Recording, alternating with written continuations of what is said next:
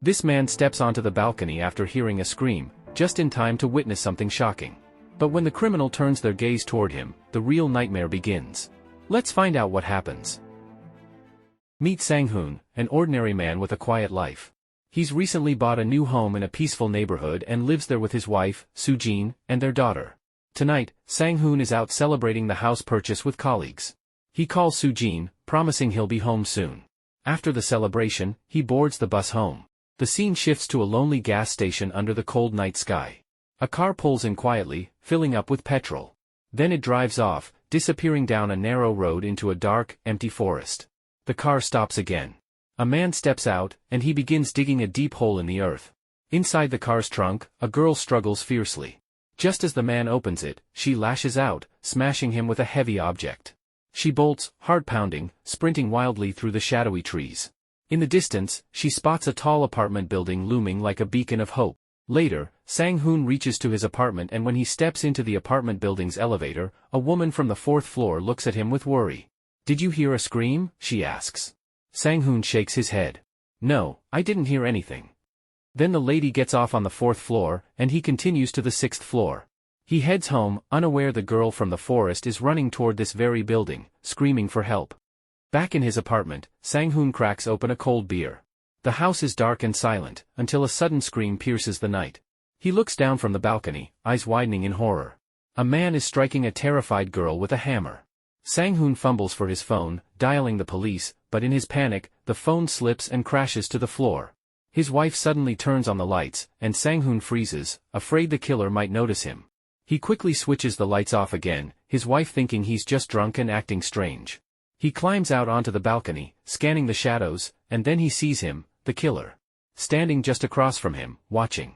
Sang-hoon's phone is broken, and he watches in despair as the killer proceeds to check which unit he stays at. Sang-hoon's breath quickens and he grabs a baseball bat, preparing for the worst. But the night stretches on. Nothing happens. The clock ticks past 4 a.m. Sang-hoon hasn't slept a wink. Meanwhile, the wounded girl lies helpless on the cold ground. She struggles to reach her pocket, fingers trembling as she finds her phone. With every ounce of strength, she dials for help. But the killer returns just before she can say a word. He ends the call mercilessly. She begs for her life, whispering pleas that fall on deaf ears. The hammer crashes down again and again, silencing her forever. The next morning, Sang-hoon stands on the balcony, staring at the flashing police lights below. The brutal murder has shaken the entire building. Soo-jin wants to see for herself, but Sang-hoon pulls her back, warning her to stay inside. Before leaving for work, he nervously reminds his wife to lock the doors tight and pick up their daughter on time. His eyes dart everywhere, fear gripping him. He heads to the mailbox to grab the day's letters, but a neighbor, Pil-gu, suddenly snatches the mail from his hands and runs off. The security guard shakes his head. "Don't mind him, he has an intellectual disability. I will bring your mail back later." The quiet neighborhood feels anything but safe now. The investigation begins. An officer informs Chief Jae-yeep that no one reported anything that night. They decide to question the residents of the building. Sang-hoon visits the crime scene but feels a cold fear.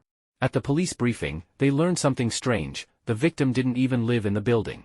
It puzzles everyone. Why would the murder happen here? Jae-yeep interviews tenants, but no one gives useful information. One woman says, "This is a fancy place. If anyone saw something, they would have called the police." Then, a resident quietly mentions she heard a scream at 2 a.m. But before she could check, her mother came out and turned off the lights. So, she never saw anything. At work, Sang-hoon calls his wife. His voice cracks with fear and anger when she's late picking up their daughter.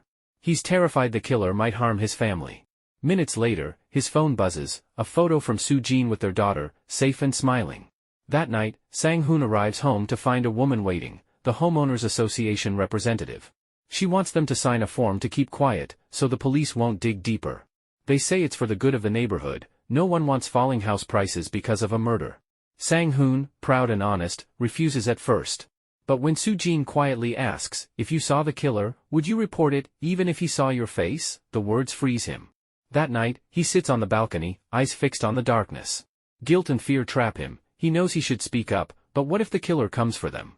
He starts typing an anonymous report on his laptop but stops, looking at the family photo on the table. He can't press send.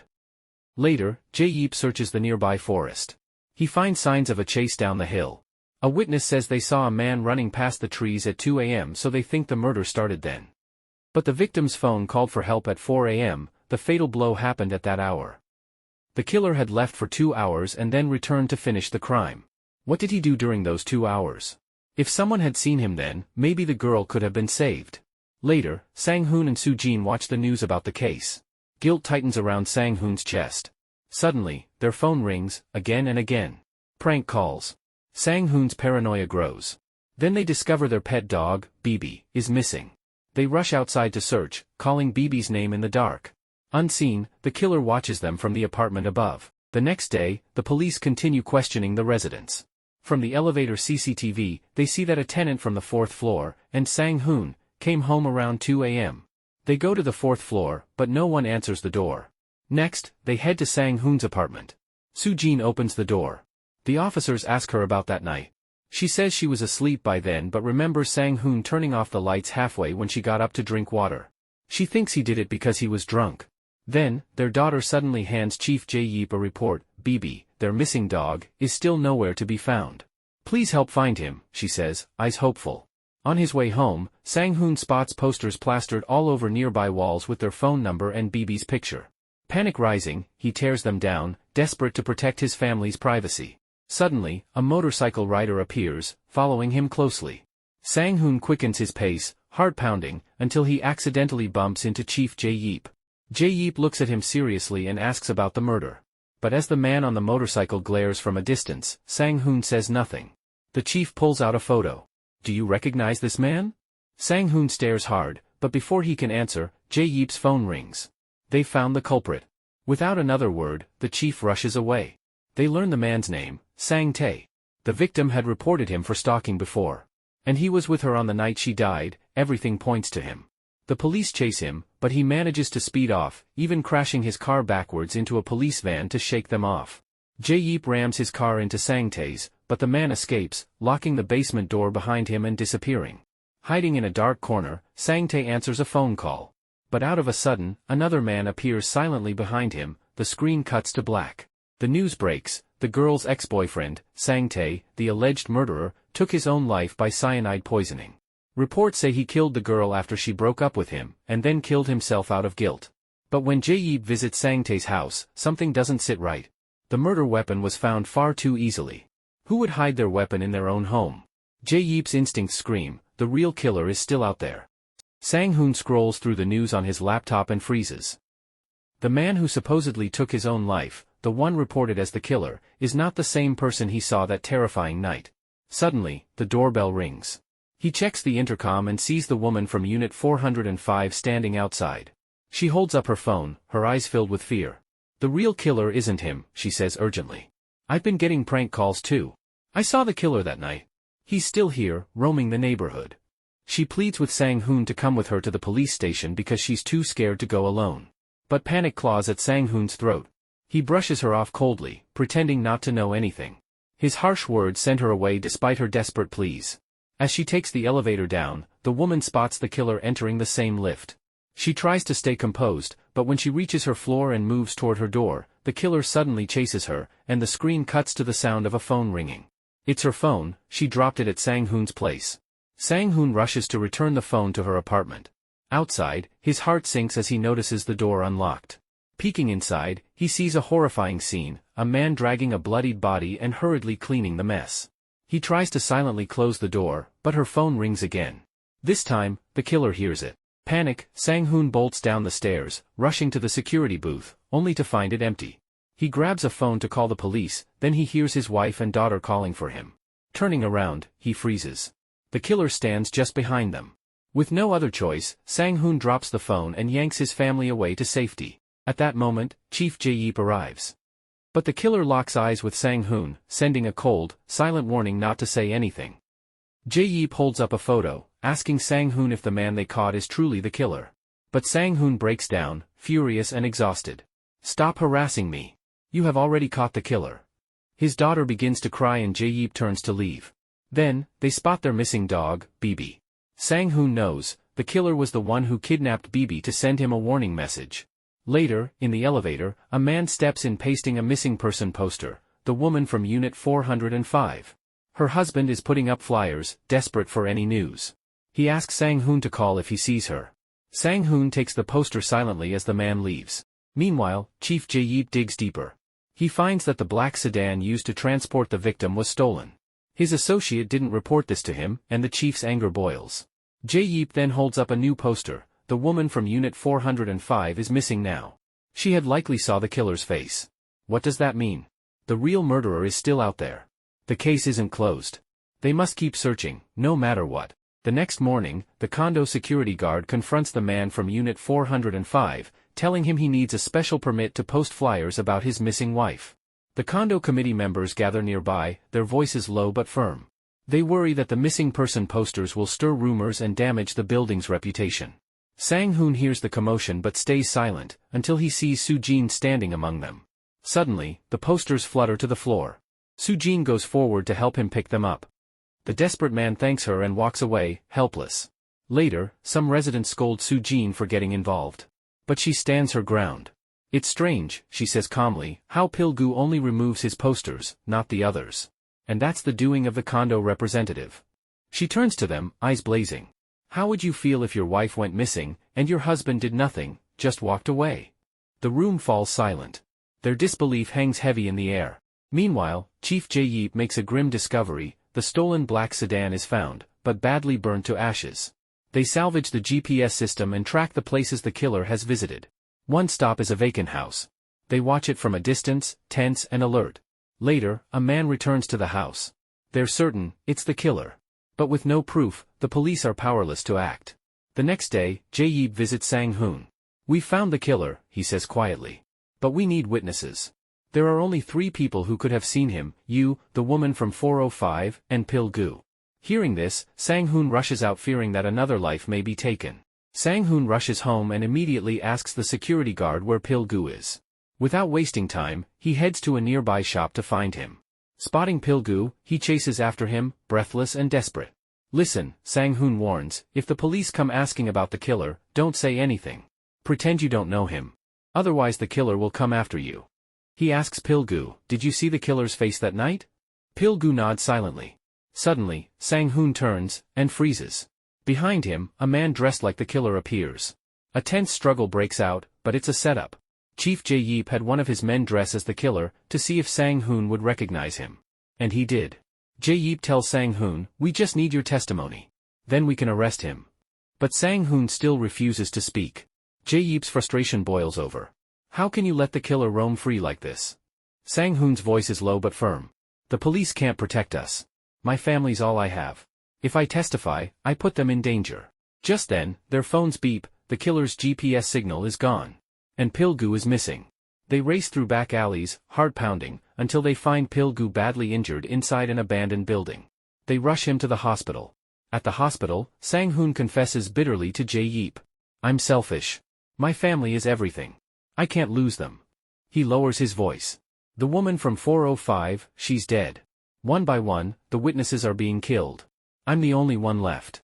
Later, back at home, Sang-hoon finally opens up to Soo-jin. "You shouldn't have kept this all inside," she says. Guilt overwhelms him as he tells her how the woman living in Unit 405 begged him to go to the police, and how ignoring her might have cost her life. Determined, Sang-hoon decides to head to the police station to testify. Finally, the police have the power to arrest the real killer.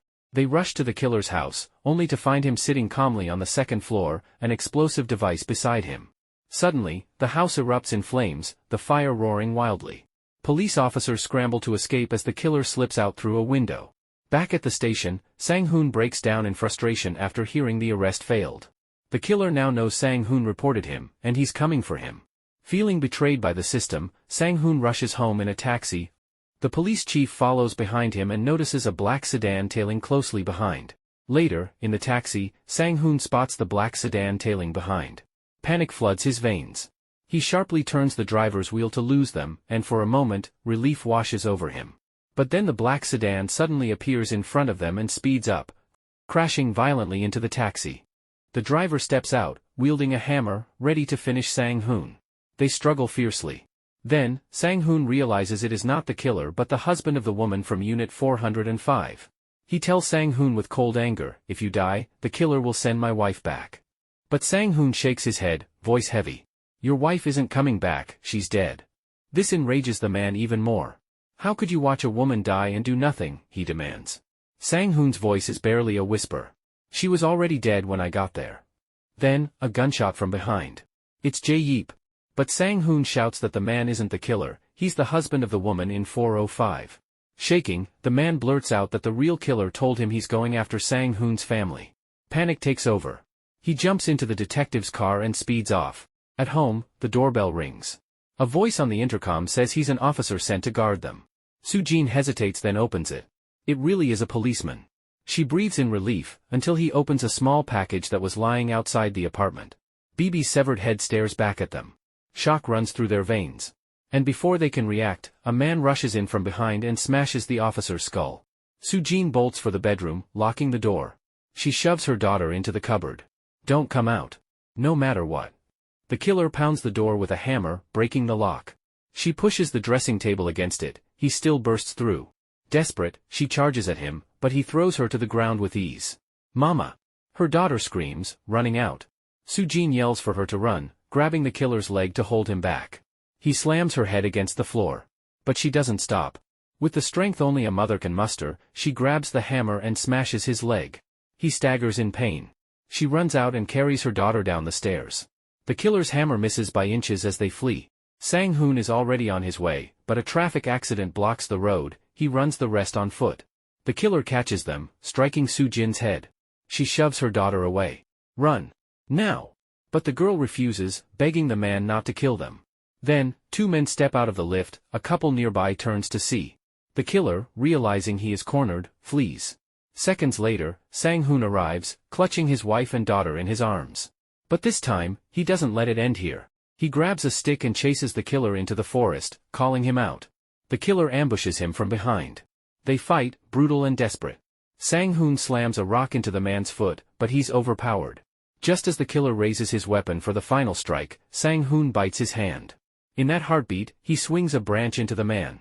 His hands close around the killer's throat, when suddenly a violent storm surges in, sweeping them both away. The next morning, Sang-hoon wakes to find himself buried in mud. As he struggles to stand, his eyes fall on a chilling sight, skeletons and rotting bodies scattered around him, all victims of the same killer. His heart races when he spots the murderer still alive, but as he goes closer, he sees him writhing on the ground with a tree branch lodged deep in his abdomen. The man is dying, so Sang-hoon turns and walks away. In the aftermath, Sang-hoon is discharged from the hospital. The police chief tells him they can't explain the killings, the murderer's record was spotless, his mind seemingly sane. Sang-hoon's family soon moves out after the terrifying ordeal. But one night, as he passes by the building, Sang-hoon suddenly shouts into the darkness, "Help! Somebody save me!" His voice echoes, a warning and a plea, reminding the world that silence makes victims, and we must never be bystanders. Now, if you witnessed a murder and the killer caught your eye, what would you do?